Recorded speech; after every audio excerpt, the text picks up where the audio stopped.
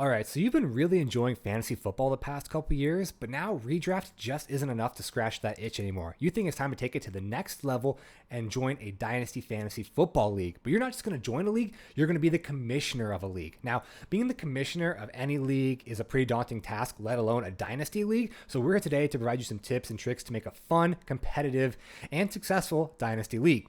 As always, like the video down below, subscribe. If you're a fellow commissioner, leave some tips and tricks for the newbies down in the comments below, and I'm going to see you on the other side of that intro.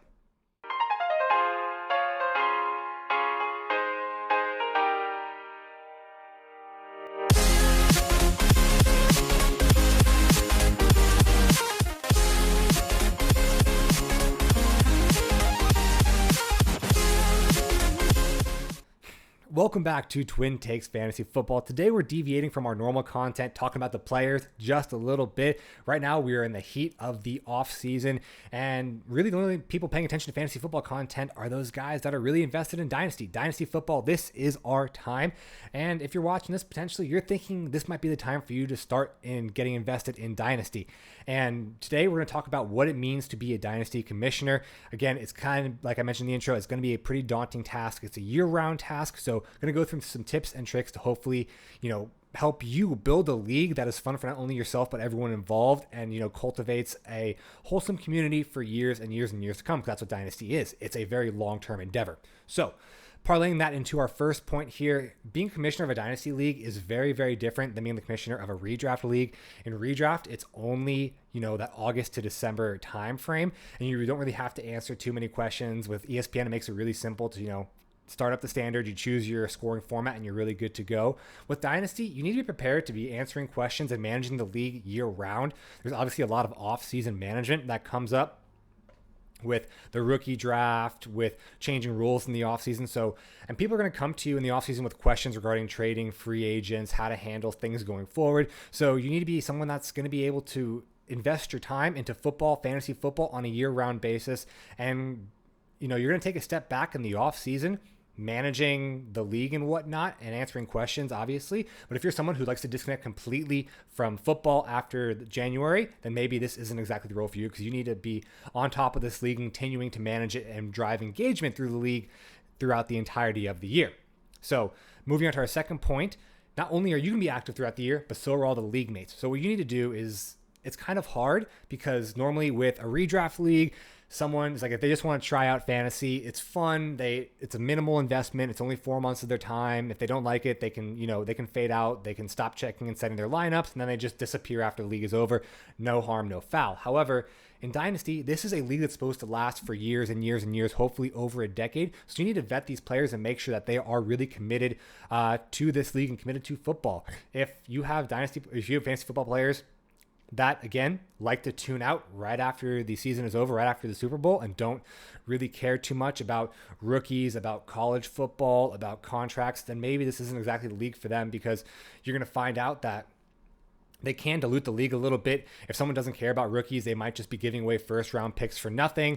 And it creates a little imbalance for people taking advantage of the more inexperienced players in the league. So it is, for making a good competitive league, you're trying to find people who have been in Dynasty for 2, 3, 4 years, who have a good grasp on it, who show active interest in wanting to manage a team year round, who, I know this is kind of silly, but people who generally trade, if someone goes through the entire redraft season without trading, probably not a good Dynasty candidate. You want someone who's actively trying to manage their roster and adjust their roster, because that's what you have to do to be a continuing team in Dynasty football. So again, to sum that up, find people who will be committed year-round to the fantasy league. Third tip. I know this might be a group with your friends. You might already have a group chat that you have, had for years and years, and you have a great name for it. Lovely. Keep that group chat. Start a separate group chat. You want to separate things from, normal everyday life, and then Dynasty Fantasy Football or your Fantasy Football group chat. And even if you're in redraft, this is also a great suggestion as well. Just create a separate group chat, whether it's through my message, whether it's through GroupMe, whether it's through Facebook, whether it's through any other platform. Just create a separate space for everyone to talk about fantasy football stuff, for people to post polls, to post memes, to, give grief, do a little shit talking, just anything that, encourages only fantasy football communication within the league members. So that's an outside tip. Now getting into the actual league rules, make sure you establish league rules well before the season begins. Ideally, it's going to be before the rookie draft each year. So whenever you start up the league, you're going to look to start it up, or look to, when you look at the whole fantasy league year, instead of it being August through the end of the football season, typically for Dynasty, you're looking at maybe the start of free agency through December or through January, through the end of the fantasy football season. So typically you want to create ground rules before the start of free agency, before the start of that quote unquote new league year for the NFL. And also, one of the biggest things that I've had is, with Dynasty, there's such a long time frame as far as the quote unquote league year that people are going to want to change rules after the rookie draft, right before the season starts, halfway through the season. Stick to the rules. You really don't want to set that precedent of, okay, we established some rules back in February, but now that it's May, we can go ahead and just adjust those on the fly. Just doesn't really set a good precedent. It leads to a lot of confusion within leagues. So establish the rules early on, stick to them. Don't incur any rule changes until after the entire season is wrapped up. And then obviously make sure you address any rule changes all at one time prior to, the start of fantasy rookie drafts, off-season moves, trading, that sort of stuff. Now, what kind of rules do you want to put in place for Dynasty? Obviously, it's going to be a little bit more involved than a redraft league because you have rookies. You have a lot of more off-season acquisitions. You have year-to-year rollover. So what does these rules go? Obviously, the main thing is pick your format.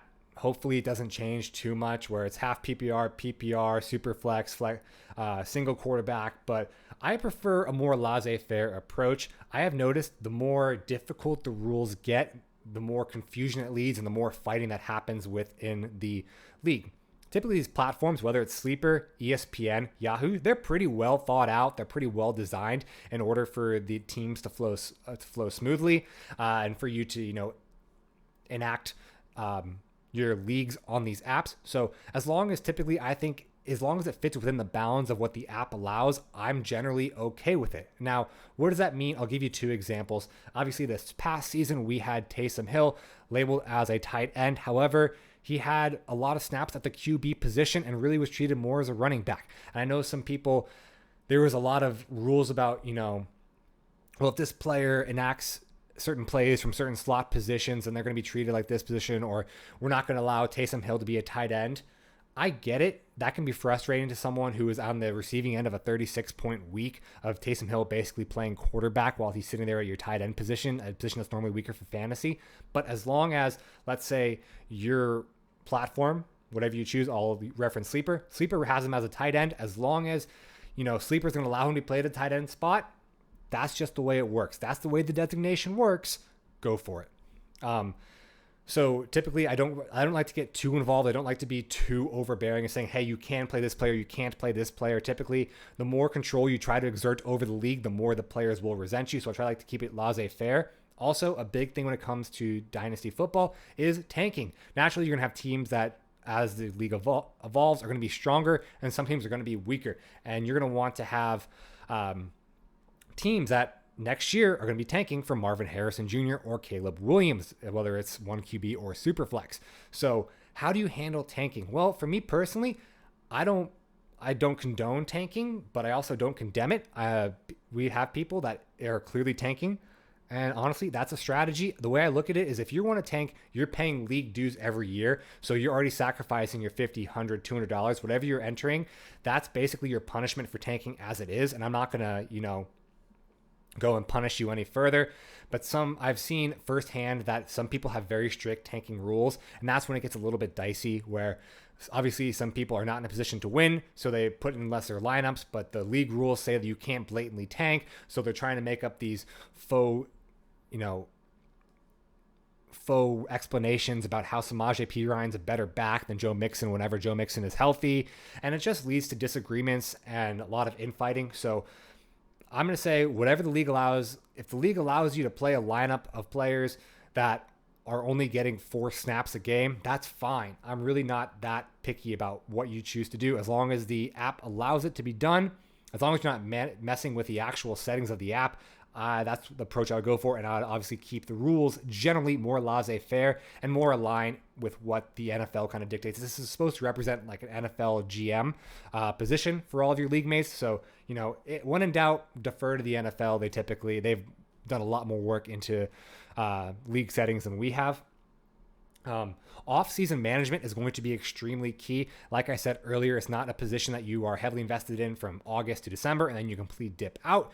You're going to have to think about rule changes. You're going to have to, harp on people for paying their league dues way before the season ever starts. You're going to have to be involved in setting the rookie draft. You want to have people doing things that are engaging. So maybe setting up some events to take place in the offseason to keep people engaged within fantasy football. So again, it's going to take someone who's committed to the league and managing and answering questions and trying to keep the chats moving throughout the entire season. So if you're, again, used to taking the offseason off for NFL football, maybe this isn't the league for you. And speaking of making sure to keep the league fun and engaging even throughout the offseason, I would say consistency is key. If you start something, stick with it. If you're going to have the rookie draft the day after the draft, every year it should be the day after the draft. For one of our main leagues, we have our rookie draft June 15th every single year. That way you can see June 1st cuts and know a little bit about the rookie camp endeavors so far. But basically, I don't think we're going to be changing that league that rookie draft date because that's how it's been for the past couple years. Consistently, we're going to keep it there so everyone kind of knows what to expect year after year going forward. If you're going to try to make the league, engaging, like what I like to do with my leagues is I do a weekly recap, basically recapping the games, any roster moves, kind of like a mini podcast of sorts, just for the people within the league mate to, encourage some shit talking back and forth, or, dunk on the people who had bad weeks and praise the people who had a really good weeks and some crazy roster moves. If you're going to do a recap, don't start it and then stop, or don't do one week and then take a week off and come back the next week. Consistency is key. When you start something, make sure you're committed to it and make sure that you set out the time to do it each and every week and keep it going. I would boil this point down into being consistency is key. Another way, especially in a league that's supposed to last years and years and years, that's supposed to be active in the off season, find ways for other members to be involved. Find ways for other members to feel like they are making a contribution to the league.